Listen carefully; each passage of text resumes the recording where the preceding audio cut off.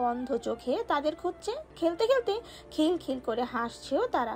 সিতারা, সিমেন, সিরা তো এসে দাঁড়িয়েছে বাগানে। তিনটা মিলে সবজি বাগান থেকে সবজি তুলতে তুলতে গল্প করছে। টাটকা সবজিগুলো রান্না হবে আজকে রাতে।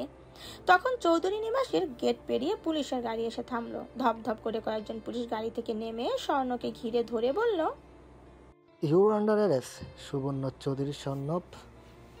হঠাৎ চৌধুরী বাড়ির মূল ফটকে পুলিশের গাড়ি দেখে স্বর্ণ, শখ, সাম্য, সৃজন দাঁড়িয়ে গেছে। তাদের চোখে মুখে বিস্ময়। শুধু শখের চোখ বাঁধা থাকায় সে হাত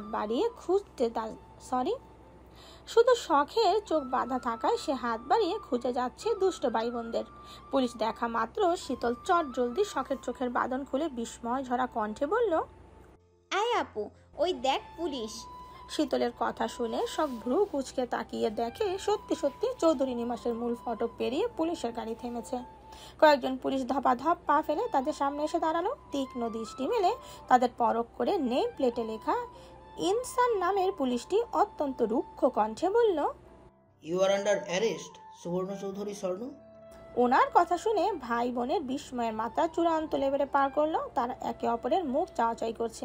কি বলবে খেই হারিয়ে ড্যাব ড্যাব করে তাকিয়ে আছে। সায়ন রাজনীতি করলেও পুলিশ কখনো চৌধুরী নিবাসে প্রবেশ করেনি, আর না পুলিশের জেরা করতে হয়েছে তাদের। অথচ স্বর্ণ কি এমন করেছে যে পুলিশ এসেছে চৌধুরী বাড়িতে?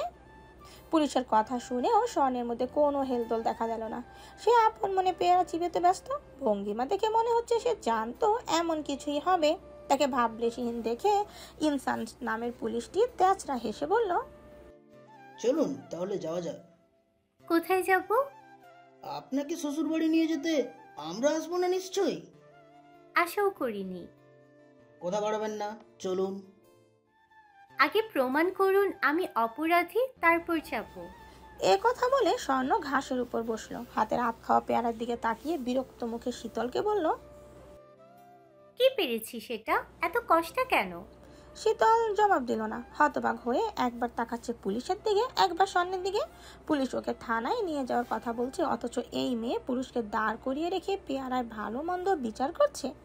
স্বর্ণের মতিগতি দেখে ইনসানের বিরক্তের মাত্রা বাড়লো। একে তো সারাদিন বিশ্রামের সুযোগ পায়নি, মেজাজে চটে আছে, এখন আবার এই মেয়ে নখরা শুরু করেছে। মন তো চাচ্ছে হির হির করে টেনে নিয়ে যেতে, কিন্তু আদেশে আছে এই মেয়ে চৌধুরী বাড়ির মেয়ে, তাকে যেন বিন্দু মাত্র অসম্মান না করা হয়। তার উপরে সে নাকি মেজরের মেয়ে। ইনসান বিরক্তের মাত্রা চেপে পুনরায় বলল, দেখুন। ইচ্ছে করছে না। কি কি ইচ্ছে করছে না? যা দেখাতে চাচ্ছেন সেটা দেখতে। স্বর্ণের কথা আর পুলিশের মুখ দেখে শখ মুখ টিপে হাসলো।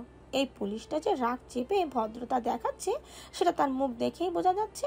এদিকে বাড়ির পেছন দিকে পুঁইশাকের লতা বেড়ে ওঠার তিন যা মাচা ধরে পুনরায় বাগানের দিকে এসে পুলিশের গাড়ি দেখে অবাক হলেন। তিনজনই দ্রুত পায়ে এগিয়ে গেলেন। স্বর্ণের মুখের সামনে হ্যান্ডকাপ ঝুলিয়ে তাকে অ্যারেস্ট করার কথা বলায় সিতারা চৌধুরী বললেন, ওর অপরাধ? হঠাৎ মহিলা কণ্ঠ শুনে তারা পেছনে তাকিয়ে তিনজন মহিলাকে দেখে বুঝলো ওনারা চৌধুরীদের সহধর্মিনী। পরনের পোশাকেও আভিজাত্যের ছাপ। ইনসান ওনাদেরকে যথেষ্ট সম্মান দেখিয়ে জবাব দিল, উনি গতকাল দুপুরে সম্মানিত এক ব্যক্তিকে থাপ্পড় মেরেছে, যা ইচ্ছে তাই বলে অপমান করেছে। সেই ভদ্রলোক আজ মানহানির কেস ফাইল করেছে। কাকে থাপ্পড় মেরেছে স্বর্ণ? কে সেই লোক? কেনই বা মেরেছে? সিতারা এসব জিজ্ঞাসা করার আগে ফোনের টোন বেজে উঠল। শুদ্ধ নাম্বার দেখে উনি কল রিসিভ করতেই শুদ্ধ বলল, পুলিশকে ফোনটা দাও, কথা বলি। সিতারা চৌধুরী ছেলের কথা শুনে ফোন ইনসানের দিকে বাড়িয়ে দিলেন। ইনসান ফোনটা নিয়ে কানে ঠেকালো। শুদ্ধের বলা কোনো কথা শোনা না গেলেও পুলিশের মুখভঙ্গি থমথমে হয়ে গেল। চোয়াল শক্ত করে শুদ্ধের কথা শুনে গেল। তারপর ফোন ফিরিয়ে দিয়ে সেভাবে এসেছিল সেভাবেই চলে গেল। না বাড়তি কথা বলল আর না কাউকে কিছু বলার সুযোগ দিল। পুলিশকে চলে যেতে দেখে সবাই স্বর্ণকে ঘিরে ধরল ঠিকই, কিন্তু কিছু বলার আগে দ্রুত গতিতে সায়নের গাড়ি ঢুকলো। সায়ন গাড়ি থেকে নেমে পুলিশের মুখোমুখি দাঁড়িয়ে কয়েক মিনিট বলে বাগানে এসে দাঁড়ালো। ভাই বোন এবং মা চাচিতে দেখে গম্ভীরতাকে মুছে ফেলে ভ্রু কুচকে বলল, এ তোরা পেয়ারা কোথায় পেলি? আমাকেও দে, দেখি একটা চিবাই। শীতল সায়নের কাছ থেকে আগেই সরে বসলো। তারপর তার আধখানা পেয়ারার দিকে তাকিয়ে কিছু একটা ভেবে দাঁত বের করে হেসে বলল, আমার পেয়ারা খুব টক, কাপড়টা নাও। অতঃপর পেয়ারা কারাকারি করতে লেগে গেল সায়ন। সীতারা চৌধুরী বারবার মূলত ঘটনা জানতে চাইলেও এ কথা ও কথা বলে এড়িয়ে গেল। ছেলের এমন গা ছাড়া ভাব দেখে ওনারা ধরে নিলেন গুরুতর কিছু নয়। গুরুতর কিছু হলে সায়ন নিশ্চয়ই দাঁত বের করে হাসতো না। সায়নের চালাকি বুঝেও কিছু বলল না। ভাই বোনদের দুষ্টু মিষ্টি খুনসুটিতে মেইন টপিকটা আপাতত চাপা পড়ে গেল। রাত তখন কয়টা হবে? এই একটার কাছাকাছি বোধহয়। নির্জন রাস্তায় এক টকবকে যুবককে মাটির সঙ্গে চেপে ধরে রেখেছে কয়েকজন ছেলে। শোয়ানো ছেলেটার হাত পা দড়ি দিয়ে বাঁধা, চোখে ভয়, ঘো ঘো শব্দে বাঁচার আকুতি ছেলেটার চোখে মুখে। কিছুক্ষণ আগেও দাপট দেখিয়ে মা মাসি তুলে বিশ্রী বিশ্রী গালি তুলেছে, একজনকে ঘুষি মেরে রক্তাক্ত করেছে, এখন নিজেই বাঁচার ভয়ে প্রাণ ভিক্ষা চাচ্ছে। এজন্য বোধহয় প্রভাতে প্রচলিত পিপিলিকার পাখা গজায় মরিবার তরে। ঠিক সেই মুহূর্তে বাইকে করে সায়ন উপস্থিত হলো। পরনে 3 কোয়ার্টার, কালো প্যান্ট ও সাদা টি শার্ট। সে শীষ বাজাতে বাজাতে বাইক স্ট্যান্ড করে চাবি ঘুরাতে ঘুরাতে তাদের কাছে এসে থামলো। চারিদিকে অন্ধকার, এদিকে রাতের বেলায় গাড়ি ঘোড়া আসে না বিদায় জায়গাটা শুনশান। সায়ন ঘোরাতে ঘোরাতে এসে ছেলেদের তাড়া দিয়ে ধারালো ছুরি তুলে নিল। ছুরিটা উল্টো পাল্টে দেখে ধার পরক করে নিল। সব ঠিকঠাক দেখে সন্তুষ্টির সুরে বলল, ভালোই দাঁড় আছে, আমার এনার্জি কম লস হবে। সায়নের ইশারা পেয়ে ছেলেগুলো ওই ছেলেটাকে আরো শক্ত করে চেপে ধরতে সায়ন ছেলেটার গাল ধরে শান্ত কণ্ঠে বলল, আমার বাড়ির মেয়ের রেট জানতে চাইছিলি, শুনলাম কাজটা ভালো করিসনি। এসব পাগলামি কেউ করে রে পাগলা? এই, ওর মুখটা খুলে দে, মরার আগে কি বলে শুনি। নান্নু নামের একটা ছেলে ওই ছেলেটার মুখ খুলে দিতে ছেলেটা কাঁদতে কাঁদতে বলল, ভাই না, বাপ ডাকলেও সার পাবি না তুই। তোর মরার টিকিট অলরেডি কনফার্ম হয়ে গেছে। মাফ করতাম যদি তোর নোংরা কথা শুনে আমার বোনটা না কাঁদতো। মাফ করতাম যদি আমার মাকে নিয়ে গালি না দিতি। মাফ করতাম যদি আমার বোনকে তুলে আনার জন্য বুয়া পুলিশ না পাঠাতি। কি ভেবেছিস পুলিশের পোশাকে গেলে আমরা আমাদের বোনকে তোদের হাতে তুলে দিতাম? আর তোরা আমার আদরের বোনকে খুবলে খুবলে খাবি? এত সোজা না রে শহরের বাচ্চা। না, চৌধুরী নিবাসের মেয়েদের গায়ে কলঙ্ক ল্যাপটন এত সোজা না। গু খেয়ে রাজনীতির মাঠে নামিনি রে। এই কথা বলে সায়ন ছুরি দিয়ে ছেলেটার গলায় আঁকিবুকি করতে করতে ফিস ফিস করে বলতে শুরু করলো, তোকে একটা সিক্রেট বলি শোন। আমরা 2 ভাই, আমি সায়ন, আমার ভাই শুদ্ধ। মজার ব্যাপার হচ্ছে আমাদের কোনো মিল নেই, না দেখতে আর না স্বভাবে। যা আছে সবাই মিল। আমরা দুজন 2 মেরুর মানুষ। আমাদের রক্ত যেহেতু এক বাবা মায়ের সন্তান, যদি কিছু মিল না থাকে রক্তের বদনাম হয়ে যাবে। তাই কষ্টে সৃষ্টে একটা মিল খুঁজে বের করেছি আমরা। সেটা কি জানিস? আমরা দুইজনেই হার্ট অ্যান্ড সিক খেলতে এবং খেলাতে ভালো পারি। দক্ষ প্লেয়ার বলতে পারিস। এইটুকু বলতে সায়ন থামলো, একা একা ঠোঁট টিপে হাসলো। তারপর নক্ষত্র ভরা আকাশের দিকে একবার তাকিয়ে এদিক ওদিক করে ঘাড় ফুটালো। তারপর পুনরায় বলল, আমি ভালোর মুখোশ পরা সবার কাছে ভালো হয়ে চলার চেষ্টা করি, তবে রেগে গেলে অন্য কথা। আর শুদ্ধর ভেতরও যা বাইরেও তা। ওই এমন এক ছেলে নিজের বাপ ভাইয়ের পেছনে বাঁশ দিয়ে জিজ্ঞাসা করে, ব্যথা পেলে নাকি? তাহলে একবার বাপ সে কতটা ক্রেজি। আমি তোকে ছেড়ে দিলেও শুদ্ধর হাতে পড়তে হবে। ওর হাতে পড়লে সহজে মারবে না, তবে তোর বলিষ্ঠ দেহখানা রিসার্চের কাজে লাগবে। আমার ভাই অপছন্দের কাউকে ধীরে ধীরে মারতে পছন্দ করে, আর ধীরে ধীরে মরলে কষ্ট হবে বেশি। এর চেয়ে আমার হাতে মরে যা, কথা দিচ্ছি আমি কম কষ্টে মারবো তোকে। এ কথা বলে সায়ন ছেলেটাকে কিছু বলার আগেই গলায় ছুরি চালিয়ে দিল। পাক্কা হাত, একটুও কাঁপলো না। ধারালো ছুরিতে এবড়ো থেবড়ো হলো না। ঠিক যেভাবে কুরবানির পশুকে জবাই করা হয় ঠিক সেভাবেই জবাই করলো সায়ন।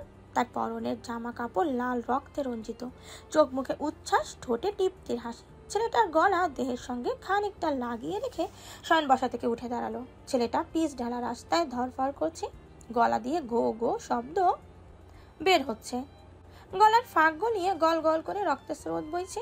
কয়েক মিনিট ছেলেটা কাটা মুরগির মতো ছটফট করতে করতে একটা সময় থেমে গেল। চোখ খোলা রাখা অবস্থায় তার প্রাণ পাখি ত্যাগ করলো। সায়ন পরনের টি শার্টের দিকে তাকিয়ে বিরক্ত হলো। রক্তমাখা হাতে টি শার্টটা ঝুড়ে মুখে বলল, দুর্বল জানোয়ারের রক্তে শীতলে দেওয়া স্বাদের টি শার্টটা নষ্ট করে ফেলতাম।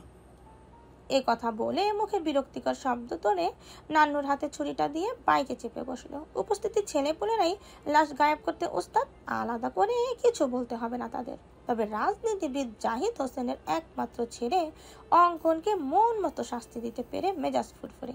খুব শান্তি লাগছে। মনে হচ্ছে পৃথিবীটা এত রঙিন কেন, সুন্দর কেন।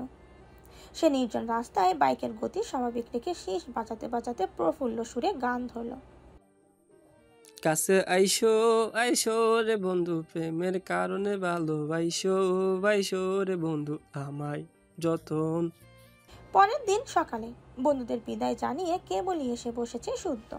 ডাইনিং টেবিলের চেয়ারে বসে তিন বোন গল্পগুজব করছে। আজকে সরকারি ছুটি বিধায় সবাই বাসাতেই আছে। শুদ্ধ সোফায় বসে সামনের সেন্টারে টেবিলে রাখা এসির রিমোট নিয়ে এসি অন করলো। গরমে যান যায়। সে এখনো তাকে খেয়ালই করেনি হয়তো। কাউকে ডেকে পানি চাইলেও শুনতে পাবে না, কারণ সাম্য সাউন্ড বক্সে ফুল ভলিউমে গান বেজেছে, যেন এটা বিয়ে বাড়ি। হঠাৎ মায়ের বকুনিতে সে গান বন্ধ করে ফুটবল খেলতে চলে গেল বাগানে। সৃজনও সেখানেই আছে। গান থামায় সকলের কান মাথায় যেন বাঁচল। এইদিকে শীতল স্বর্ণ শখকে লাল শাক বাঁচতে দিয়ে গেছেন সিরাত। তিনজন বাঁচতে বাঁচতে গল্প করছে। হঠাৎ কি ভেবে শীতল রান্নাঘরে থাকা সিতারা চৌধুরীর দিকে তাকিয়ে বলে উঠল, ও বড় মা, শুদ্ধ ভাইয়ের বিয়ে দিবে না? দিব, ভালো মেয়ের সন্ধান পেলে খোঁজ দিস। খোঁজ আছে, কিন্তু তোমার ছেলের বউ টিকবে না বিয়ে দিয়ে। আর কি করবা?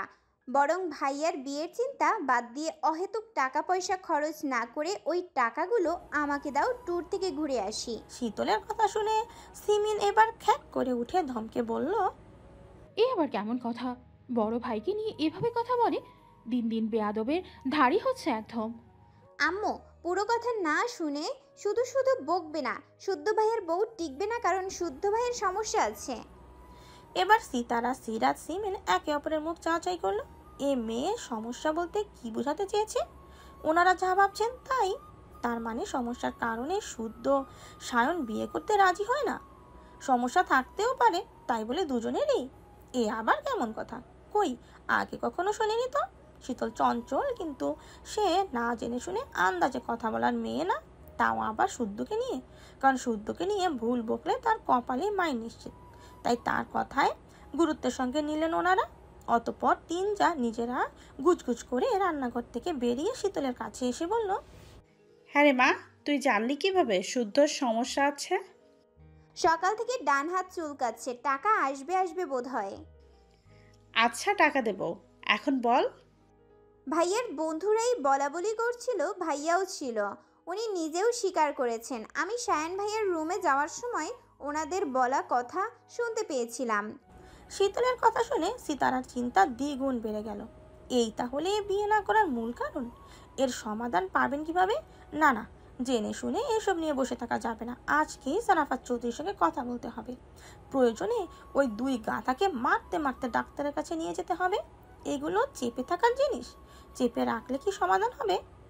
বাবা মায়ের কাছে এত কিসের লজ্জা?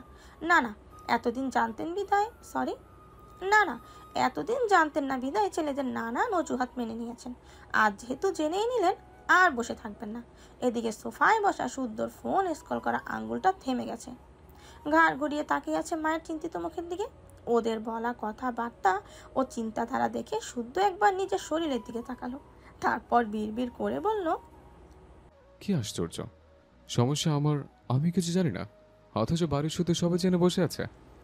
বিড়বিড় করে এ কথা বলে সে পুনরায় ফোন স্ক্রল করতে করতে হাঁক ছাড়লো।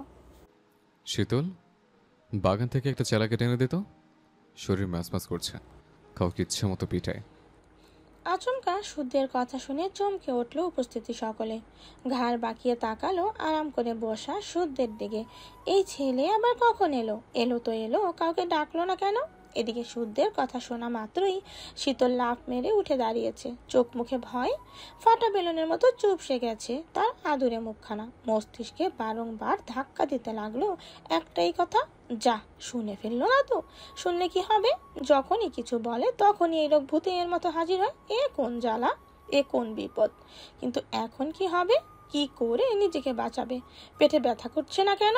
অন্য সময় তো খুব মাথা ঘুরায়, চোখে ঝাপসা দেখে, সব কিছু অন্ধকার হয়ে আসে, তাহলে এখন কিছু হচ্ছে না কেন? অসুখও ছেঁচড়া লেভেলের, নতুবা যখন দরকার তখন হয় না, আবার যখন প্রয়োজন হয় না তখন দল বেঁধে শরীরের উপর হামলা করে। ইস, এই মুহূর্তে মাথা ঘুরে পড়ে গেলে বাঁচার একটা সম্ভাবনা ছিল। এসব ভাবতে ভাবতে সে হাতের মুঠোয় থাকা শাকগুলো রেখে মিনমিন করে বলল, এই আপু, আমি ওয়াশরুমে যাব, আসছি এক্ষুনি। এ কথা শোনা মাত্রই শুদ্ধ উঠে এসে তার পথ আটকে দাঁড়ালো। তারপর বা হাতে থাকা ফোনটা পকেটে রেখে বলল, আগে আমাকে তোর কথা ও কাজের হিসাবটা ঠিকঠাক বুঝিয়ে দিয়ে যা। এবার ছটফট বল দেখি, তখন কার সমস্যার কথা বলছিলে? আমি কিছু বলিনি ভাইয়া। কিন্তু আমি যে অনেক কিছু বলতে শুনলাম। ভুল শুনেছেন হয়তো, বয়স হলে মানুষ ভুলভাল শুনে। ও, এবার যা, বাগানে থেকে চালাকেট নিয়ে আয়। আর ভুলভাল কিছু বলবো না ভাইয়া। স্বীকার করছিস তাহলে ভুলভাল বকেছিস? স্বীকার না করে উপায় আছে, চেলা গাছের মার খুব লাগে। এ কথা বলে শীতল চুপসানো মুখে বড় মার দিকে তাকালো, চোখে মুখে বাঁচার আকুতি। শীতলকে জেরা করতে দেখে সিতারা চৌধুরী ছেলের বাহু ধরে নিজের দিকে ঘোরালেন। সুযোগ বুঝে ছেলের মাথা পিঠে হাত বুলিয়ে স্নেহের সুরে বললেন, রোগের কাছে লজ্জা করতে নেই বাবা, এখন সব রোগের চিকিৎসা আছে। সন্তানের কাছে মা হচ্ছে সবচেয়ে কাছের বন্ধু, শুভাকাঙ্ক্ষী ও বিশ্বস্ত ছায়া। মায়ের কাছে কিসের লজ্জা? ডাক্তারের কাছে যা বাবা। সায়ন কই, ওকেও ধরে বেঁধে নিয়ে যা। মায়ের কথাগুলো মন দিয়ে শুনল শুদ্ধ, তবে কিছু বলার আগে সায়নের বাইকের শব্দ শুনে কথাখানা আপাতত চেপে গেল। রাতে সায়ন বেরিয়ে কেবল বাসায় ফিরল। সায়ন পরনে ঝকঝকে নতুন শার্ট প্যান্ট টি শার্ট। কে বলবে এই ছেলে গত রাতে ভয়ানক কাণ্ড ঘটিয়েছে। সায়ন বাইকের চাবি আঙুলে নিয়ে ঘোরাতে ঘোরাতে বাড়িতে প্রবেশ করলো। রান্নাঘরের সামনে সবাইকে দাঁড়িয়ে থাকতে দেখে ভ্রু কুচকে জিজ্ঞাসা করলো, কি হয়েছে? সবাই এভাবে তাকিয়ে আছো কেন? আমাকে শান্তি দিবি না বলে ঠিক করেছিস তুই? আর কত টেনশনে রাখবি আমায়? মায়ের থমথমে মুখে তিক্ত কথা শুনে সায়নের ভুরু জোড়া কুঁচকে গেল। সে একবার শুদ্ধের দিকে তাকালো, তারপর মায়ের মুখোমুখি দাঁড়িয়ে বলল, কি করেছি আমি? সকাল সকাল বকছো কেন আমায়? রাখবো না তো কি করব? তোর সমস্যা আছে, জানাসনি কেন? সমস্যা? আমার আবার কিসের সমস্যা? সিতারা জবাব দিতে পারলে না। হঠাৎ ওনার কথা আটকে গেল। মাকে থামতে দেখে শুদ্ধ ফিচেল হাসলো, তারপর জবাব দিল, তোমার নাকি শারীরিক সমস্যা আছে, এর জন্য বিয়ে করতে ভয় পাও? মা এটাই বলতে চাচ্ছে আর কি। হোয়াট? এ কথা কে বলেছে? কার থেকে সব শুনেছো আম্মু? ভাইকে রাখতে দেখে কেন জানি শুদ্ধের বেশ মজা লাগলো। সে আর চোখে সিঁড়ির উপর তাকিয়েও একবার জবাব দিল, শীতল বলেছে। সায়ন সহ সবাই আশেপাশে তাকিয়ে শীতলকে পেল না। বড়দের কথার মাঝে পালিয়েছে সে। শীতলের নাম শুনে সায়নের ভ্রু জোড়া সমান হয়ে গেল। এগিয়ে এসে এক গ্লাস পানি ঢেলে ঢক ঢক করে খেয়ে হাতের উল্টো পিঠে মুখ মুছল, তারপর বলল, ওই পাগলের কথা শুনে তুমিও পাগল হলে আম্মু? ওসব কিছু না, সময় হোক আমি তোমাদের বিয়ের কথা জানাবো। যাই হোক, খাবার বারো, আমি ফ্রেশ হয়ে আসছি। সত্যি সমস্যা নেই তোদের? যদি না থাকে বিয়েতে এত ভয় কিসের? সামনে ব্যস্ততা আরও বাড়বে, কখন বাড়ি ফিরি না ফিরি ঠিক ঠিকানা নাই। এখন বউ আনলে বউ টিকবে না, এর চেয়ে একটু সময় দাও, আর কিছুদিন পর জলজ্যান্ত বৌমা এনে দেব। এ কথা বলে সায়ন সিমিনের দিকে তাকিয়ে বলল, ছোট আম্মু, তোমার না ডাক্তারের কাছে যাওয়ার কথা ছিল, গিয়েছিলে? না রে বাপ, আর একটু পরে বের হব। ওকে, আমি সিরিয়াল দিয়ে দিয়েছি, তুমি শুধু ডাক্তারের সহকারীকে আমার নাম বলবে, তাহলেই হবে। শুধু বাইরে যাবি? কাজ আছে নাকি কোনো? না, কেন? তাহলে ছোট আম্মুদের সঙ্গে যা। হুম। এই কথা বলে সায়ন হাত দিয়ে তার চুলে প্রাক ব্রাশ করতে করতে সিঁড়ি দিয়ে উপরে উঠে গেল। সিতারা চৌধুরী বুঝলেন ছেলেতে সমস্যা নেই, শীতলই বোধহয় ভুল বুঝতে বলেছে। তবে এক পক্ষ খুব ভালো হয়েছে, ব্যাপারটা সবাই জানা থাকলো। এই নিয়ে কেউ কথা বাড়ালেন না। তবে স্বস্তির শ্বাস চালেন। শুদ্ধ আর দাঁড়ালো না, সিমেন্টকে রেডি হতে বলে নিজের রুমের দিকে পা বাড়ালো। কিছু বলবি? সায়নের কথা শুনে ধীর পায়ে পর্দার আড়াল থেকে বেরিয়ে এলো স্বর্ণ। একেবারে নিঃশব্দে এসেছে, তাও সায়ন তার উপস্থিতি বুঝে ফেলেছে। তাকে দেখে সায়ন শার্টের বোতাম খুলে ঘামে ভেজা শার্ট ছুড়লো কর্নারে রাখা বিন ব্যাগের ওপর। খালি গায়ে সিলিং ফ্যান বরাবর বসে পুনরায় জিজ্ঞেস করলো, কথা কানে যায় না? এক কথা কতবার জিজ্ঞাসা করব? স্বর্ণ নিরুত্তর থেকে নির্বিকার ভঙ্গিতে এসে দাঁড়ালো সায়নের মুখোমুখি। তবে মুখে কিছুই বলল না, শুধু তাকিয়ে রইল। সায়নও তাই। কিছুক্ষণ এভাবেই চোখে চোখে কথা বলে স্বর্ণ রুম থেকে বেরিয়ে যাওয়ার আগে পেছনে না ঘুরে মুখে বলল, ইনসান অঙ্কনের কাজিন, অঙ্কন রাজনীতিবিদের ছেলে। অঙ্কনকে না পেলে সন্দেহের তীর আপনার উপরে আসতে পারে, কাজে সাবধান। সায়ন শুনল, তার ঠোঁটের কোণে অদ্ভুত হাসি। হাসতে হাসতে সে শরীর এলিয়ে দিল নরম বিছানায়। তারপর ঘৃণ্যমান ফ্যানের দিকে তাকিয়ে শুধালো, গতরাতে আমার পিছু নিয়েছিলি কেন? দেখতে। দেখে কেমন লাগলো? রাজনীতি করলে রাজনীতিবিদের মাঝেও হিংস্রতা রাখা উচিত, নতুবা অন্যরা পিষে মারতে দুবার ভাববে না। কাজে মন্দ লাগেনি। ভয় লাগছে না আমাকে? না। কেন? অল্পতে যারা ভয় পায় তাদের জীবনে সফলতার প্রাপ্তি ধরা দেয় না। এসবের মধ্যে নিজেকে আর জড়াস না। তোর কিছু হলে নিজেকে ক্ষমা করতে পারবো না। এটা আগে ভাবার উচিত ছিল। নিজের হাতে খুন করতে শিখিয়ে এখন নীতি কথা, অনর্থক নয় কি? পরিস্থিতি আমিও পরিস্থিতি বুঝে কাজ করতে প্রস্তুত। বাড়ির সবাই জানলে কি হবে ভেবেছিস? পিছু ফেরার পথ বন্ধ, আর কিছু করার নেই। এ কথা বলে স্বর্ণ যেভাবে এসেছিল সেভাবেই বেরিয়ে গেল। তাকে যেতে দেখে সায়ন হাসলো, অদ্ভুত সেই হাসি। তারপর হাসতে হাসতেই বিড়বিড় করলো, এই না হলে চৌধুরীর রক্ত। আধা ঘন্টা পর সিমিন আর শীতল রেডি হয়ে পার্কিং লটে এসে দাঁড়িয়েছে। সিমিন তখনকার ঘটনার জন্য শীতলকে এখনো বকছেন। শীতল মুখ গোমরা করে চুপ করে মায়ের বকুনি শুনছে। এখানে সত্যি তার দোষ নেই, সে যা শুনেছে তাই তো বলেছে, একটা কথাও আগ বাড়িয়ে বলেনি। এসব নিয়ে শুদ্ধর ফ্রেন্ডরা নিজেরা হাসাহাসি করেছিল। শুদ্ধর কাঁধে হাত রেখে কী সব বোঝাচ্ছিল। তাদের কথা শুনেই শুদ্ধর সমস্যার কথা জেনে সবাইকে জানানোর কথা ভেবেছিল সে। তার কপাল খারাপ, নয়তো যখনই যা বলে শুদ্ধ ভাই শুনতে পায় কেন? বাসায় নেই জেনেই কথাটা তুলেছিল, কিন্তু কে জানতো কখন এসে ঘাপটি মেরে বসেছে সেই বিশুদ্ধ পুরুষ। আর কিছু বলতে মারতেই হবে কেন? সুন্দর করে বুঝিয়ে বলা যায় না? মনে মনে এসব ভাবতে ভাবতে হঠাৎ কানে এলো, গাড়িতে বসো ছোট আম্মু। এ কথা বলে শুদ্ধ গাড়িতে উঠে ড্রাইভিং সিটে বসলো। সিমিনও বসলেন। শীতল বিস্ময় নিয়ে শুদ্ধের দিকে তাকালো। এই লোক তাদের সঙ্গে যাবে নাকি? ও মা, এ কি সর্বনাশের কথা! তারা কি বিয়ে বাড়ি যাচ্ছে যে সঙ্গে যেতে হবে? তারা যাচ্ছে ডাক্তারের কাছে, কারণ তার পিরিয়ডজনিত কিছু সমস্যা রয়েছে। শুদ্ধ গেলে সে ডাক্তারের সঙ্গে কথা বলতে পারবে না। তার সামনে বললেই বা কিভাবে তার সমস্যার কথা? ওদিকে তাকে গাড়িতে বসতে না দেখে শুদ্ধ হর্ন বাজালো। শীতল বলার মতো শব্দ না পেয়ে রাগে গজগজ করতে করতে শুদ্ধর পাশে বসলো। গাড়িতে চলতে লাগলো হাসপাতালের পথ ধরে। রাস্তায় কি যেন বড় মিছিল বের হয়েছিল। দলে দলে ছেলেপুলেদের একটাই জয়ধ্বনি, বিচার চাই, বিচার চাই। সেই মিছিল পার হতে একটু সময় লাগলো। জ্যামে বাঁধা গাড়িগুলো ছুটতে লাগলো আরো 20 মিনিট। এক জায়গায় পানির পাইপ ফেটে পানি বের হয়ে রাস্তার দুই পাশে পানি জমে গেছে। রাস্তা পার হতে গিয়ে দুই একজন খিস্তি করে চলে যাচ্ছে। এসব নানা ঝামেলা শেষে অতঃপর হসপিটালে পৌঁছানো একটি দেরিতেই। কিন্তু রিসেপশনের কাছে যেতেই সিমিনের স্কুল ফ্রেন্ডকে কাঁদতে দেখে দাঁড়িয়ে গেলেন। একবার মেয়ের দিকে তাকিয়ে আবার শুদ্ধর দিকে তাকালেন। ওনাকে মুখে মুখে তাকাতেই শুদ্ধ বলল, কি হলো, চলো। উনি এবার আমতা আমতা করে বললেন, বাপ, তুই শীতলকে নিয়ে ডাক্তারের চেম্বারে যা, আমি আসছি।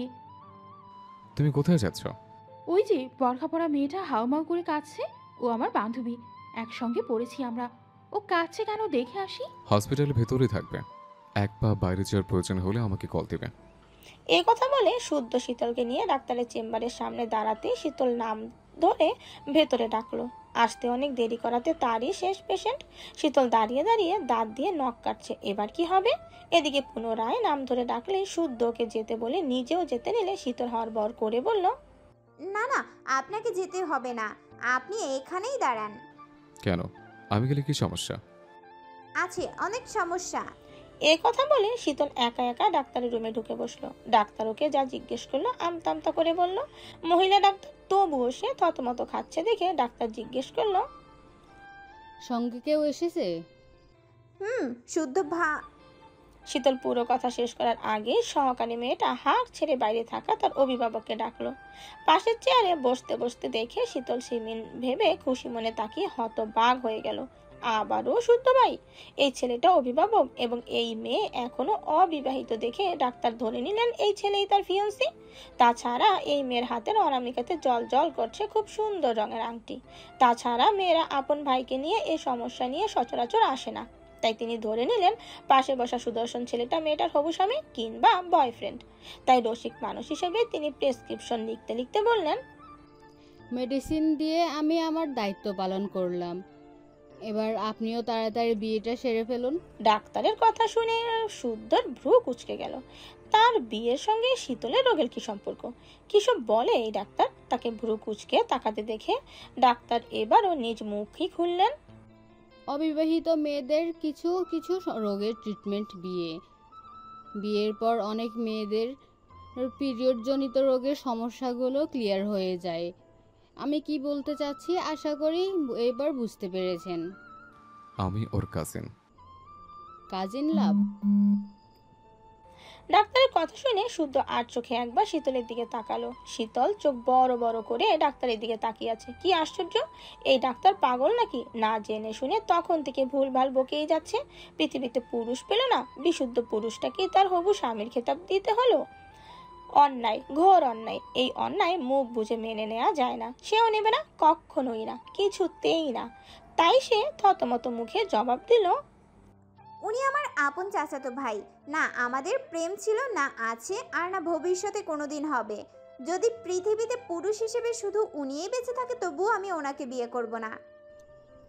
হ্যাঁ, আমার বোনের মেয়েও একই কথা বলতো।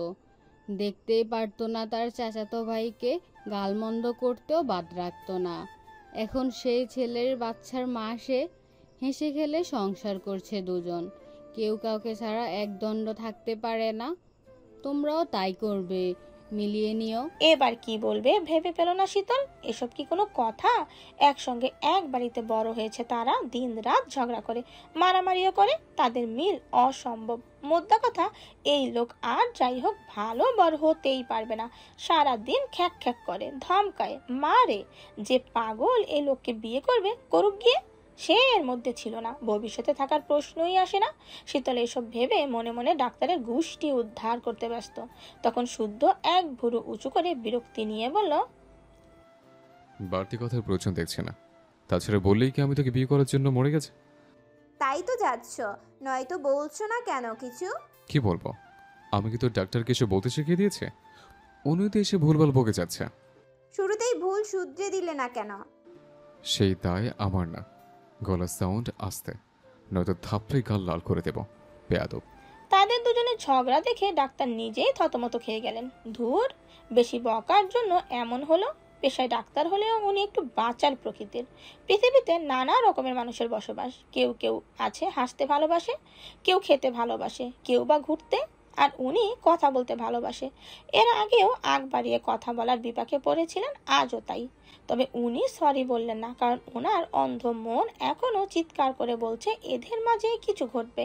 কারণ প্রায়ই কাজিন লাভ স্টোরির শুভারঙ্গ হয় ঝগড়া মারামারি দিয়ে। শুদ্ধের ধমক খেয়ে শীতলার একটা কথাও বলল না। মন মেজাজ বিগড়ে গেছে। এ পাগল ডাক্তার তার ফুরফুরে মেজাজকে নিজের হাতে খুন করেছে। তাই সে রাগে ফোঁস করে অন্যদিকে তাকিয়ে রইল।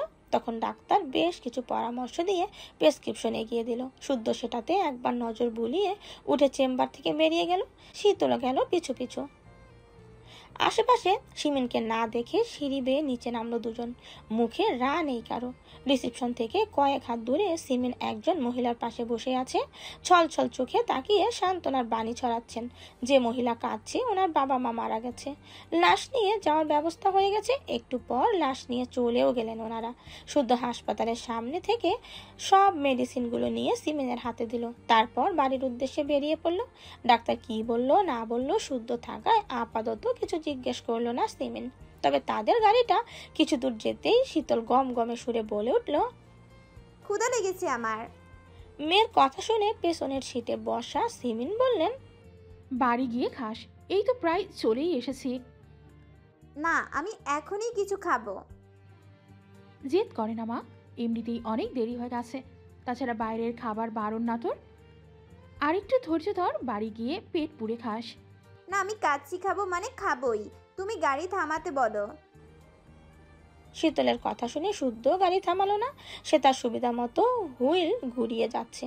শীতল তাকে তো বলেনি, তাহলে সে কেন গাড়ি থামাবে? গাড়ি থামাচ্ছে না দেখে শীতল কটমট করে শুদ্ধের দিকে তাকিয়ে বলল, গাড়ি থামান শুদ্ধ ভাই, আমি নামবো। পারবো না। কেন? জানি না। সব সময় এমন ভালো লাগে না কিন্তু। আমারও। আম্মু কিছু বলছো না কেন? এবার রাগ হচ্ছে কিন্তু আমার। সিমিন কোনো জবাব দিলেন না, বরং তার কথা শুনে শুদ্ধ পুনরায় বাঁকা ভাবে জবাব দিল, রাগ হলে রাগ কর, বারণ করেছে কে? বললাম তো কাচ্চি খাবো। বললাম তো খেতে হবে না। গাড়ি থামাবেন নাকি? না। বড় আব্বুকে বলে কিন্তু। শুদ্ধ পকেট থেকে ফোন বের করে শীতলের দিকে এগিয়ে দিল। হঠাৎ এই মুহূর্তে বলতে বলছে। শীতল ফোন ধরলো না, কারণ কথা বলতে বলতেই কাচ্চি ঘর পার হয়ে গেছে। শীতল মনের দুঃখ জানালা দিয়ে তাকিয়ে রইল। ভেবেও নিল জীবনেও কাচ্চি খাওয়ার কথা কাউকে বলবে না, নিজের মাকেও না। সবসময় এমনই করে এরা। জ্যাম না থাকায় শুদ্ধ একেবারে চৌধুরী নিবাসের পার্কিং লটে গাড়ি থামালো। গাড়িটা থামতে শীতল গাড়ি থেকে নেমে হন হন করে বাসায় প্রবেশ করে দেখে শারাফাত চৌধুরী ড্রয়িং রুমে বসে ফোনে কথা বলছেন। কথা শুনে মনে হলো উনি আজ বিকেলে অফিসের কাজে দেশের বাইরে যাবেন। শুদ্ধর নামে পেট ভর্তি অভিযোগ নিয়ে সেও পাশে বসলো। অপেক্ষা করতে লাগলো ওনার কথা শেষ হওয়ার। মিনিটের পরেই উনি কল কেটে মুখে হাসি এঁটে বললেন, কি কি লাগবে লিস্ট করেছো মা? শীতল ওনার কথার জবাব না দিয়ে হড়বড় করে বলল, বড় আপু শুদ্ধ ভাই সিগারেট খায়, আমি নিজের চোখে দেখেছি। সিমিনের সঙ্গে কেবলই এসে দাঁড়িয়েছে শুদ্ধ। বাবার কাছে শীতলের করা অভিযোগ শুনেও নির্বিকার পাশে বসে হাঁক ছেড়ে পানি দিতে বলল। সিরাত পানি নিয়ে গেলে পান করে সোফাতে গায়ে এলিয়ে দিল। এদিকে একটা অভিযোগ ধরে থামলো না শীতল, বরং একের পর এক অভিযোগের ঝুড়ি খুলে বসলো। মনের যত রাগ ছিল সুযোগ বুঝে উগড়ে দিল। ছেলেরা বড় হয়েছে, তার সব অভ্যেস নিয়ে কথা বলা সাজে না। তবুও তিনি শীতলের কথা শুনে গম্ভীর সুরে বারণ করলেন। শাসালেনও যেন বাড়ির ছোটদের সাথে সিগারেট না খায়। এগুলোর শরীরের খুব ক্ষতিকর, ভালো হয় এসব বর্জন করলে। শুদ্ধের বাবার কথাগুলো মন দিয়ে শুনে শীতলের দিকে তাকালো। শীতলের ঠোঁটে মিটিমিটি হাসি, অর্থাৎ সে খুব খুশি। শীতলকে হাসতে দেখে শুদ্ধের ঠোঁটেও ফিচেল হাসি ফুটে উঠল। সে কেন হাসলো সেই জানে। তবে তাকে বকা খাওয়াতে পেরে শীতল আর বসলো না, ফ্রেশ হতে চলে গেল। আর তার যাওয়ার দিকে তাকিয়ে শুদ্ধ ভাবলো, সিগারেট নিয়ে যার এত বিরোধিতা, তাই সিগারেট আনালে কেমন হয়? বিকেলের দিকে শখ আর স্বর্ণ টুকটাক কেনাকাটা করে একসঙ্গে বাসায় ফিরেছিল। হঠাৎ মাঝপথে দেখা হলো আহনাফের সঙ্গে। পাশ কেটে চলে যাওয়ার জন্য মন স্থির করলেও আহনাফ হাসি মুখে তাদের সামনে এসে দাঁড়ালো। হাসি মুখে কুশল বিনিময় করলো। চৌধুরী নিবাসের সবার কথা শুধালো, ওরাও ভদ্রতার খাতিরে জবাব দিল। আহনাফ আশপাশ দেখে মাথা চুলকে আকস্মাৎ বলে বসলো, শখ, তোমায় কিছু বলার ছিল। জি বলুন। না মানে। আহনাফ আমতা কোলে স্বর্ণের দিকে তাকালো। স্বর্ণ আর চোখে তাকালো শখের দিকে। আহনাফের মতিগতি দেখে সে সব বুঝে ফেলেছে। এই অবধি অনেক প্রস্তাব পেয়েছে, তাই তারও ধারণা আছে। তবে শখের কথা বলা তাকানো পূর্বের মতোই শান্ত এবং স্থির। সে স্বাভাবিকভাবে চুপ করে দাঁড়িয়ে আছে। তার পরনে মিষ্টি কালার 3 পিস ও কালো হিজাব। হেঁটে আসায় নাকের ডগায় জমেছে বিন্দু বিন্দু ঘাম। তবে বেশ লাগছে, যেন মন পাতানো কোনো ফুল। আহনাফের চোখে মুখে মুগ্ধতা দেখে স্বর্ণ আবার বোনের দিকে তাকালো। ভাবলো বোনের ইশারা পেলে সামনে হাঁটা শুরু করবে, কিন্তু শখ তাকে কোনো ইশারা না করে বলল, বলুন, আমি শুনছি। এদিকে হাতে খুব একটা সময় নেই, তাছাড়া চৌধুরী নিবাসের মেয়েদের দাঁড় করিয়ে রাখলে অনেকেই বিরক্ত করেছে ভেবে তেড়ে আসতে পারে, তাই সেও ভাবলো মনের কথা বলে দেবে। কিন্তু সে মুখ খোলার আগেই স্বর্ণ বলল, আপু একটু দাঁড়াও, আমি আইসক্রিম নিয়ে আসি। এ কথা বলেই স্বর্ণ সামনের দোকানের দিকে এগিয়ে গেল। সুযোগ বুঝে আহানাপ মনে মনে স্বর্ণকে ধন্যবাদ দিয়ে অকপটে বলে ফেলল, এই যে হবু ডাক্তার, আমার মনে ডাক্তার হবেন? শখ সাথে সাথে কোনো জবাব দিল না, তবে তার চোখে মুখে অস্বস্তি ফুটে উঠেছে। তাছাড়া যতটুকু জানে এই মানুষটা তার বড় ভাই শাওনের চেনা কেউ। একদিন দেখা হয়েছে তাদের, খুব সামান্য কথা হয়েছে, তাই তার এমন প্রস্তাব সহসা গ্রহণের প্রশ্নই আসে না। তবে কিছু না বলে চলে যাওয়া অভদ্রতা দেখা যায়, কিন্তু কি করবে বুঝে উঠতে পারলো না। তার মনের কথা বোধহয় বুঝলো না আহনাফ, তাই সে বলল, প্রেম করার ইচ্ছে নেই আমারও, বউ বানাবো তোমায়। শাওন ভাইকে বিয়ের প্রস্তাব পাঠিয়েছি বাবা, আশা করছি পারিবারিকভাবে খুব তাড়াতাড়ি দেখা হবে আমাদের। সব চুপ করে শুনলো, তারপর অস্বস্তি থেকে বাঁচতে বলল, আসি তাহলে। এ কথা বলে কিছু বলার সুযোগ না দিয়ে হাঁটা ধরলো। দোকানে খুব ভিড় থাকায়ও সেও এগিয়ে গিয়ে দাঁড়ালো স্বর্ণের পাশে। স্বর্ণের রাগান্বিত মুখোশটি দেখে কিছু বলার আগে নজর গেল পাশে পাশে দাঁড়ানো সেদিনে সেই পুলিশের দিকে। নামটা বোধহয় ইনসান। সিভিল ড্রেসে থাকলেও চিনতে অসুবিধা হলো না, তবে স্বর্ণ রেগে থাকার কারণ বুঝলো না সে। দোকানে ভিড় থেকে হানাপ পাশের দোকান থেকে আইসক্রিম কিনে দোকানের সামনে এসে স্বর্ণের নাম ধরে ডাকলো। তারা তাকালে ইশারা করে তাদের বেরিয়ে আসতে বলল। দু বোন চোকাচোকি করে বেরিয়ে এলো। আহনাব স্বর্ণের হাতে অনেকগুলো আইসক্রিম ধরিয়ে দিয়ে বলল, বড় ভাইয়া হিসাবে দিলাম না করলেও শুনছি না। স্বর্ণের মুখভঙ্গি এখন স্বাভাবিক। সে বোনের দিকে একবার তাকিয়ে মুখ টিপে হেসে বলল, ঘুষ দিচ্ছেন দেন, না করছি না, তবে ঘুষের বিনিময়ে বোন চাইলে দেব না কিন্তু। এ কথা শুনে আহনাব হেসে ফেললো। হাসার দরুন গালে চমৎকার ভাবে দুটো টোর পড়লো। শখ দেখলো কি না বোঝা গেল না, কারণ সে অন্যদিকে তাকিয়ে আছে। স্বর্ণ মজা করছে দেখে আহনাব হাসতে হাসতে বলল, তাহলে কি দিলে বোন, দেবে শুনি। লেনা দেনাতে কাজ হবে না, আমার বোনকে পেতে হলে পরীক্ষা দিতে হবে। পরীক্ষা দিতে দিতে জ্ঞান জীবন কয়লা হয়ে গেল, এখন বউ পেতেও পরীক্ষা দিতে হবে? তা তো অবশ্যই, তা বলুন ম্যাম, কি পরীক্ষা দিতে হবে? এ কথা বলে স্বর্ণ শখের হাতটা ধরে হাঁটা ধরলো। আর 2 মিনিট হাঁটলেই চৌধুরী নিবাস, তাই আর রিক্সা নিল না। তবে তাদের যাওয়ার দিকে তাকিয়ে রইল 2 জোড়া চোখ, একজনের চোখে মুগ্ধতা, অন্যজনের চোখে হিংস্রতা। দুপুরের দিকে হাসপাতাল থেকে ফিরে রুম থেকে বের হয়নি শুদ্ধ। এত ডেকেও সারা তো দূর, দুপুরের খাবারটাও খায়নি অবধি। হয়তো কোনো কাজে ব্যস্ত। সে বাড়ি এলে মাঝে মাঝেই এমন করে। বন্ধ রুমে কি করে একমাত্র সেই জানে। তার রুমের সঙ্গে লাগোয়া আরেকটা বড় সড়ো রুম রয়েছে। সেটা রুম না, ঠিক ল্যাব বলা যায়। যেহেতু সে একজন সায়েন্টিস্ট, তাই তার কাজ গবেষণা করা, মেধা ও শ্রম কাজে লাগিয়ে নিত্য নতুন জিনিস আবিষ্কার করা। ছেলের কথা চিন্তা করে শারাফাত চৌধুরী নিজে থেকেই এটা বানিয়ে দিয়েছেন, সাজিয়েছেন নান্দনিক উপায়ে। কৃত্রিম লাইটের ঝলকানিতে পুরো ল্যাব দিনের মতো আলোকিত থাকলেও বিশেষ এক উপায়ে বাইরের আলো বাতাস চলাচল ও বন্ধের ব্যবস্থাও রয়েছে। এবং ল্যাবেতে কাউন্টার স্পেস রয়েছে পর্যাপ্ত পরিমাণের। ল্যাবের এক এক টেবিল এক এক ধরনের পরীক্ষা নিরীক্ষা, ডেটা সংগ্রহ ও গবেষণার স্থান হিসেবে যথাযথ। এমনকি গবেষণার কাজে ব্যবহৃত জিনিসপত্র হাতের নাগালে পাওয়ার জন্য বেঁধে টেবিল কিংবা সেলফে থলে থলে সাজানো।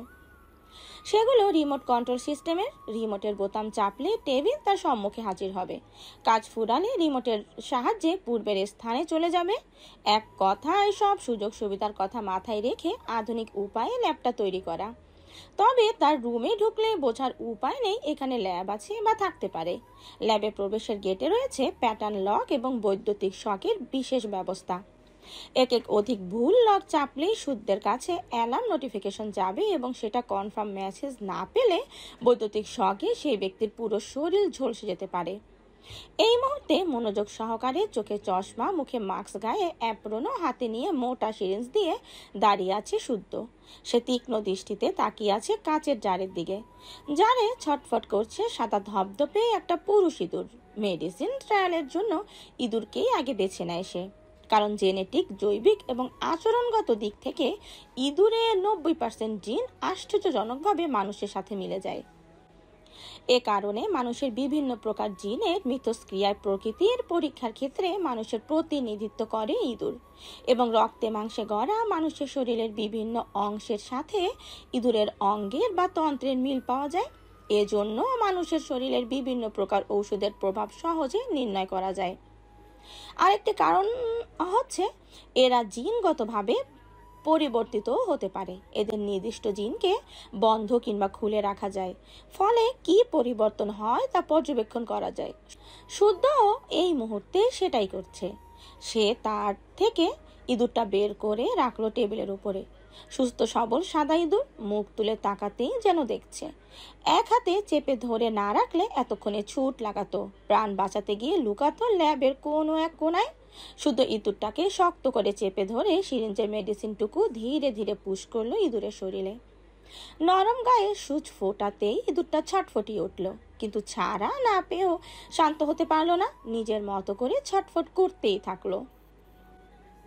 এইটুকু তার শরীর, কতটুকুই বা শক্তি।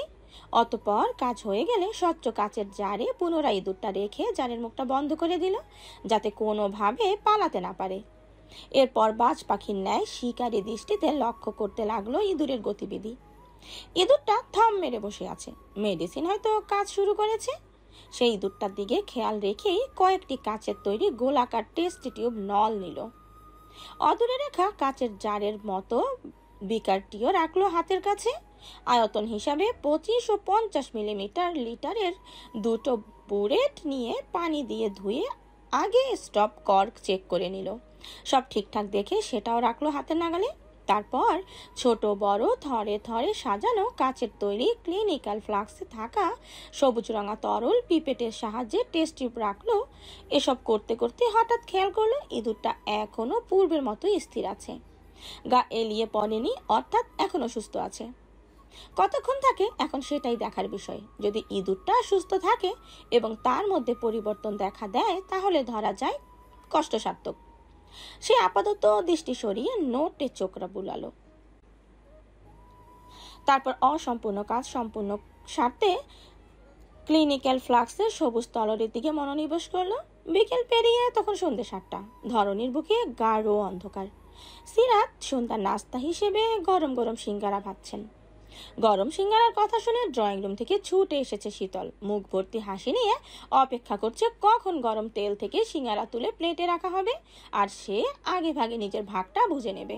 তাকে দেখে সিরাত আগে সতর্ক করলেন, খুব গরম, খবরদার হাত দিবি না এখন, একটু থামুক, নয়তো হাত মুখ দুটোই পুড়াবি। আরে কিছু হবে না, একটু তাড়াতাড়ি তোলো না মেজমা। তুলছি বাবা তুলছি, সবুর করো একটু। সস কোথায়?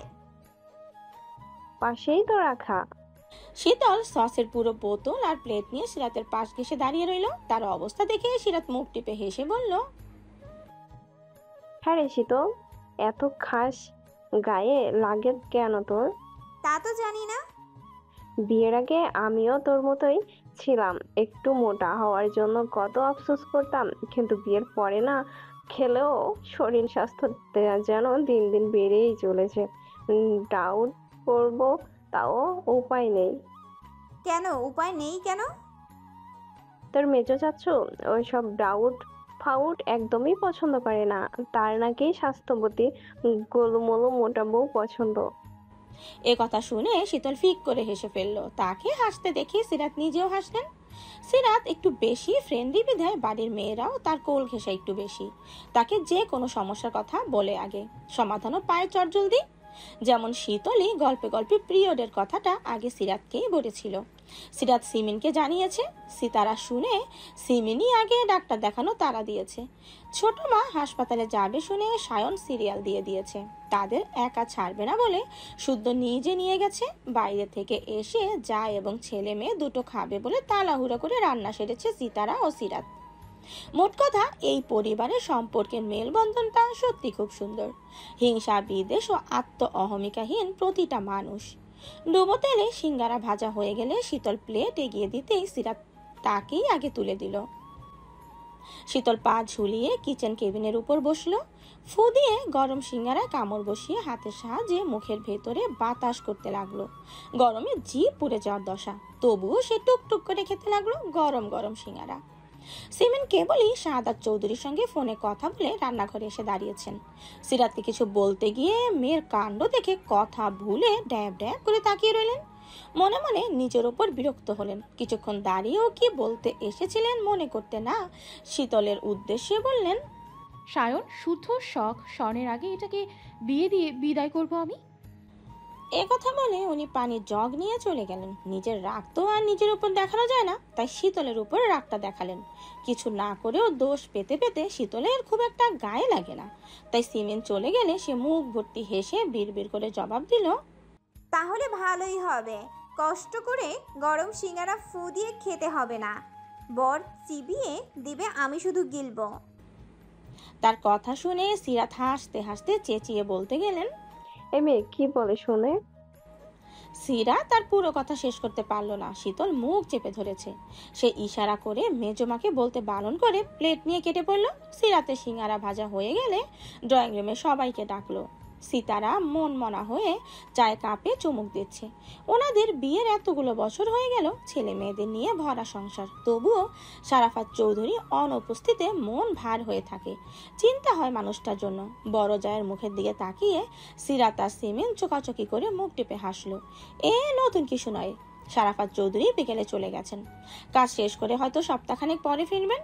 উনি না ফেরা অবধি সিতারার মুখটা ততদিনে চুপসেই থাকবে। সায়ন বাসায় নেই, শাওয়ান চৌধুরী ফিরতে আরো রাত হবে। বাসায় আছে বাড়ির 3 গৃহিণী আর ছেলে মেয়েরা। শুদ্ধ তো দুপুর থেকে নিজের কাজে ব্যস্ত। রুমটা সাউন্ড প্রুফ বিধায় বাইরে কোনো শব্দ হাঁক ডাক তার কান অব্দি পৌঁছায় না। সাম্য সৃজনের হোম টিউটার পড়াতে এসেছে, তারা কিছুক্ষণ গাইগুই করে পড়তে বসেছে। শখ আর শীতল ড্রয়িং রুমে আছে। স্বর্ণর মাথা ব্যথা, তাই শুয়ে আছে। 3 জা চায়ের কাপে হাত সিরিয়ালে দেখছে। এ সময় তাদের পছন্দের সিরিয়াল হয়, এটা দেখে রাতের খাবারের আয়োজন করতে। শখ আস্তে ধীরে চা শেষ করে উঠতেই শীতল বলল, আপু চলো ছাদে যাই। এখন ছাদে পড়তে বসবি না? আমি ছোট নাকি যে সন্ধ্যার পরপরই পড়তে বসবো? তাই তো।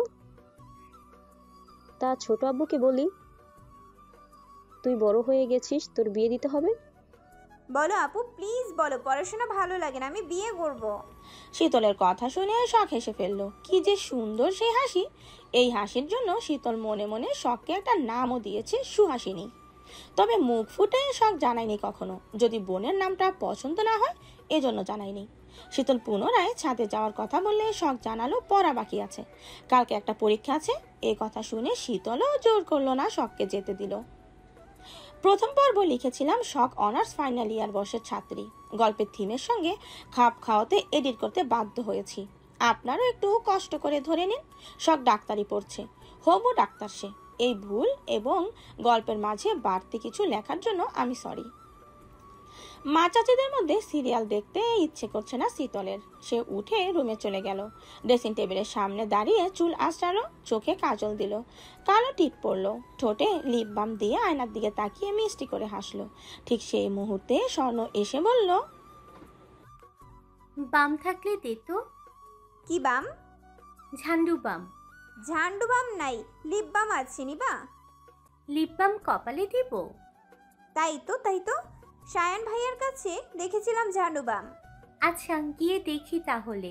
তা তুই কোথায় যাচ্ছিস? কই, কোথাও না তো। তাহলে সেজেছিস যে? পড়তে বসবো তাই। পড়তে বসলে সাজতে হয়? সাজুগুজু করলে মন ভালো লাগে, ভালো মন নিয়ে পড়লে পড়া মাথায় থাকে। বোনের যুক্তি শুনে স্বর্ণ বিরক্ত মুখে চলে গেল। এ পাগলের সঙ্গে বকলে মাথা ব্যথা বাড়বে বই কমবে না। তাই সে শাওনের বন্ধ রুমের দরজা খুলে প্রবেশ করলো। অন্ধকারে রুমটা লাইট জ্বালালো। ড্রয়ার ড্রেসিং হাতড়ে ঝান্ডু বাম খুঁজলো, কিন্তু কোথাও পেল না। এবার বিরক্তের মাত্রা বাড়লো। হঠাৎ মাথা ব্যথায় চোখ খুলে রাখা দেয়। মাথা ধরে সে ধপ করে বিছানায় শুয়ে পড়লো। এত বড় বাড়ি, এত মানুষ, অথচ কারো কাছে ঝান্ডু বাম নেই। সে যাওয়ার জন্য পা বাড়াতেই সায়ন রুমে প্রবেশ করলো। আর একটু জন্য ধাক্কা লাগেনি দুজনের। তাকে রুমে দেখে সায়ন ভুরু কুচকে জিজ্ঞেস করলো, আমার রুমে কি? চুরি করতে এসেছি। রুমের মালিককে নাকি? নিজের জিনিস কেউ চুরি করে নাকি? সায়ন হেসে ফেললো। দরজা দিয়ে মাথা বের করে আশেপাশে তাকিয়ে কেউ আছে কিনা দেখে আস্তে করে রুমের দরজা আটকে দিল। স্বর্ণ বাধা দিতে গেলে তাকে পেছন থেকে জাপটে ধরে গ্রীবায় থুতনি ঠেকালো। তার খোঁচা খোঁচা দাড়ি খোঁচালো লাগলো স্বর্ণের মসৃণ কাঁধে। স্বর্ণ নিজেকে ছাড়ানোর জন্য ছটফট করতে করতে বলল, এভাবে ধরতে বারণ করেছি না, ছাড়ো। দৌড়লে কি হবে? বারণ করেছি ধরবে না, ব্যাস। কিসের ব্যাস? কোনো ব্যাস টেস্ট কাজে হবে না। যখন ইচ্ছে হবে তখনই দৌড়ব। পাল্লা আটকাস। শুনলাম ফেরার পথে ইনশানের সঙ্গে কথা বলছিস। হুম। কি বলছে তোকে? অঙ্ক নিয়ে কিছু করলে তোমাকে দেখে নেবে। শুধু দেখবে? তাতে খুশি সে? দেখবে, দৌড়বে, নাড়বে, না হলে ফিল পাবে কিভাবে? সায়নের ডাবল মিনিং এর কথা শুনে স্বর্ণের ছটফটানি বেড়ে গেল। নখ বসালো সায়নের হাতে। তবে সায়ন শব্দহীন ভাবে হাসছে, কারণ খালি কিংবা ডাবল মিনিং এর কথা বলা স্বর্ণ পছন্দ করে না, খুব চটে যায়। সায়ন তাকে রাগাতে সেই কাজই বেশি করে। সায়নের শক্তপোক্ত বাহুডোর থেকে নিজেকে ছাড়াতে না পেরে স্বর্ণ বলল, ঝান্ডুবাম থাকলে দাও। দিতে পারি, তাহলে লিপ কিস করতে দে। দিতে পারি যদি বৈধ সম্পর্কে দলিলনামা আনতে পারো। বিয়ের কথা বলছিস? চল এখনই বিয়ে করি। চুরি করে? আপাতত চুরি করে করি। না, বাসায় জানাও। যতদিন না কেউ রাজি হবে না ততদিন দূরে থাকো। তুই খুব পাষাণ, নিষ্ঠুর, সেটা কি জানিস? জানি। অথচ পাথুরে মনের এই মেয়েটাকে আমি খুব ভালোবাসি, বউ করার স্বপ্ন দেখি। এক কথা নিশ্চয়ই জানিস, তাই না? না, তাও জানি না। কেন জানিস না? কারণ ঘটা করে জানাওনি কখনো। তাহলে ঘুরে ফিরে আমারই দোষ। ঠিক আছে, মেনে নিলাম। একদিন কথা করেই না হয় জানাবো। এই কথা বলে সায়ন স্বর্ণকে আরো শক্ত করে জড়িয়ে ধরলো। তারপর তার গালে গলায় আদর রেখে ছেড়ে দিল। বাড়ি এসে নিচে থেকে জান্ডুবাম বের করে স্বর্ণের হাতে দিতে স্বর্ণ দ্রুত পায়ে বেরিয়ে গেল। তবে যাওয়ার আগে বলে গেল, সিদ্দিকের অফিস থেকে ইমেল এসেছে, চেক করো। সারাদিন ল্যাবে কাজ করে শুদ্ধ রুমে এলো, সময় নিয়ে শাওয়ার নিল। তারপর ফুল কালো ড্রেস আপে রেডি হয়ে বাইকের হেলমেটটা নিয়ে বের হতে শীতলের মুখোমুখি পড়ল। শীতলটা একটু প্লাট নিয়ে বের হচ্ছিল। এত রাতে কি খেয়ে বেড়াচ্ছে কে জানে। শুদ্ধকে এক রাতে এভাবে দেখে শীতল মিষ্টি করে হাসলো। শুদ্ধের পোশাক দেখে বুঝে গেছে সে শুদ্ধ এখন বাইক নিয়ে লং ড্রাইভে যাবে। দীর্ঘ সময় কাজ করে মাইন্ড ফ্রেশ করতে প্রায় মাঝরাতে ড্রাইভে বের হয়, কারণ রাতে ঘোরার মজাই আলাদা। শীতলকে অহেতুক হাসতে দেখে শুদ্ধ এক ভুরু উঁচু করে তাকালো। শীতল তখন ঠোঁটে হাসি এঁটে বলল, লং ড্রাইভে যাচ্ছেন বুঝি? কেন, গেলে তোর বড় অবুকে নালিশ জানাবি? না তা না, তাহলে বলছি যে আমি এতক্ষণ ধরে পড়ছিলাম, আমারও মাইন্ড ফ্রেশ করা দরকার। আমিও আপনার সঙ্গে যাই। যাবি বলছিস? নিয়ে গেলে খুশি হবে? যা, রেডি হয়ে আয়। এই কথা শুনে শীতল খুশি মনে দৌড়ে রুমে চলে গেল। তাকে যেতে দেখে শুদ্ধ হেলমেটের ওপর আঙুলের সাহায্যে তবলার মতো করে বাঁচাতে বাঁচাতে বিড় করে বলল, আমার নামে নালিশ? হ্যাঁ, চল একবার। বিপদের চৌরাস্তা থেকে যদি ঘুরিয়ে না আনি তো আমার নামও শুদ্ধ নয়। এ কথা বলে শুদ্ধ ঠোঁটে বাঁকা হাসি এঁটে ধীরে সুস্থে সিঁড়ি বেয়ে নামলো। সারা বাড়ি স্তব্ধ, হয়তো গভীর ঘুমে মগ্ন বাড়ির প্রতিটা সদস্য। ড্রয়িং রুম জল জল করছে কৃত্রিম আলোর ঝলকানিতে। গা ঝকঝকে আসবাবও চোখ কাটছে খুব সহজে। রাত বেরাতে ছেলেমেয়েরা কখন পানি খেতে আসে বলা যায় না। অন্ধকারে যাতে ভয় না পায় তাই লাইটটা সারা রাত জ্বালানোই থাকে। তাছাড়া শখ একবারে আধারে পড়ে গিয়েছিল। তারপর থেকে সারাফাত চৌধুরীর আদেশে কেউ লাইট অফ করে না। এত রাতে কারো দেখা পাবে না জেনেই মূলত বাইরে যাওয়ার জন্য বের হচ্ছিল শুদ্ধ। ইচ্ছে ছিল নতুন ল্যাবটা ঘুরে আসা, সেখানকার কাজকর্ম কতদূর এগোলো দেখা দরকার। কিন্তু আজ আর যাওয়া হবে না বোধহয়, কারণ যাওয়ার আগে দেখা মিলল ভ্যাঙ্গাচির সঙ্গে। সে কি আর জানতো ব্যাঙ্গাচি দিনের মতো মাঝে রাতেও টই টই করে ঘুরছে, একা একা প্লেট হাতে কি করে কি খেয়ে বেড়াচ্ছে। তাকে নিয়ে তো আর ল্যাবে যাওয়া যায় না। যদি নিয়ে যায় প্রশ্ন করতে করতে আধমরা খুলে ফেলবে। আধমরা হলেও ছাড় দেবে বলে মনে হয় না, বরং পাশে বসে ঘ্যান ঘ্যান করবে। এই শুদ্ধ ভাই, আধমরা কেন হলেন? একেবারে শহীদ হলেও তো পারতেন। শীতল একটু ঘাট তারা, এই কথা তার অজানা নয়। তাদের দাদি যেন এমন ছিল। শীতল চেহারাও পেয়েছে দাদির মতোই, তার চেহারাখানা নাকি মন শীতল করার মতোই, তাই দাদি যার নাম রেখেছিলেন শীতল। তবে তার ভাষ্য মতে এটা মস্ত বড় ভুল করেছেন দাদাজান, কারণ স্বভাব ও চালচলন অনুযায়ী তার নাম রাখা উচিত ছিল মাথা মোটা ব্যাঙ্গাচি। চৌধুরী নিবাসে তারা মোট 7 ভাই বোন। ছোট ভাই বোনরা সায়নের তুলনায় তাকে একটু বেশি ভয় পায়। কিছু বললে মাথা তুলে তাকানো সাহস করে না, বকলে কেঁদে কেটে একাকার তো করে এবং দূরে দূরে থাকার চেষ্টা করে।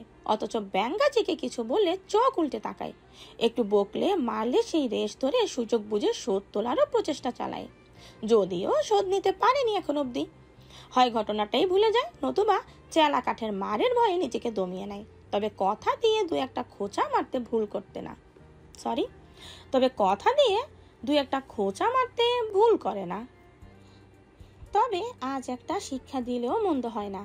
এমনিতে তার মর্জি মতো উড়ে উড়ে ঘুরে ঘুরে বেড়ানোর পানিশমেন্ট পাওয়া রয়েছে। ধার রাখা কিংবা ফেলে রাখা কাজ একদমই পছন্দ নয় তার। সুযোগ যখন এসেছে এই সুযোগ কাজে লাগানো যাক। সে এসব ভাবতে ভাবতে দেওয়াল ঘড়ির দিকে তাকালো। রাত বাজে 1টা। ল্যাবে শুকনো খাবার থাকায় কাজের ফাঁকে ফাঁকে সেসবই খেয়েছিল, কিন্তু গোসলের পর ক্ষুধা মাথা চাড়া দিয়ে উঠেছে। এখনই কিছু খাওয়া দরকার। এসব ভেবে হাতের হেলমেট চৌখা আকৃতির কাচের সেন্টার টেবিলের ওপর রাখলো। ধীর পায়ে এগিয়ে গেল কিচেনের দিকে। ফ্রিজ খুলে দেখলো পছন্দসই কিছু আছে কিনা। গরুর মাংস আর ভাত দেখে সেটাই বের করলো। তারপর ওভেনে গরম করে খাবার প্লেটে নিয়ে নিঃশব্দে চেয়ার পেতে খেতে বসলো।